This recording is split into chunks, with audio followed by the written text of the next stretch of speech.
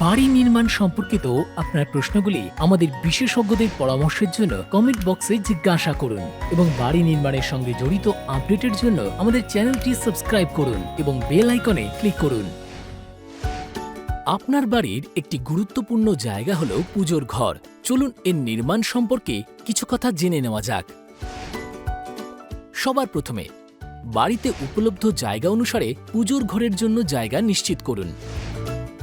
কম জায়গার মধ্যে আপনি কংক্রিটের শেলফ বানাতে পারেন বা রেডিমেড মন্দিরও রাখতে পারেন।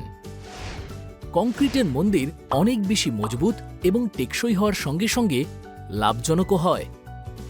দ্বিতীয়ত, বাস্তুশাস্ত্র মতে পুজোর জন্য উত্তর পূর্ব কোণকে সবথেকে উপযুক্ত জায়গা মনে করা হয়।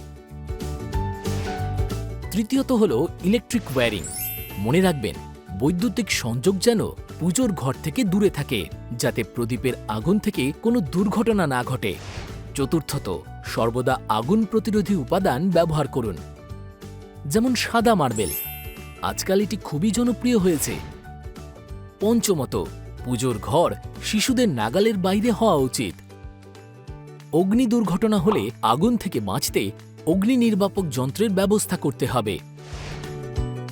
পুজোর ঘরে আপনি জালের দরজাও লাগাতে পারেন, যাতে হাওয়া ও আলো সহজে চলাচল করতে পারে। তাহলে এই হলো কিছু কথা পুজোর ঘর সম্পর্কে।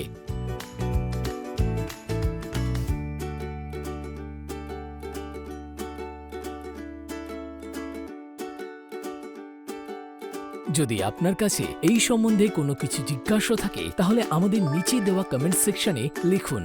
দেখুন বাড়ির বিষয় আল্ট্রাটেকের পক্ষ থেকে।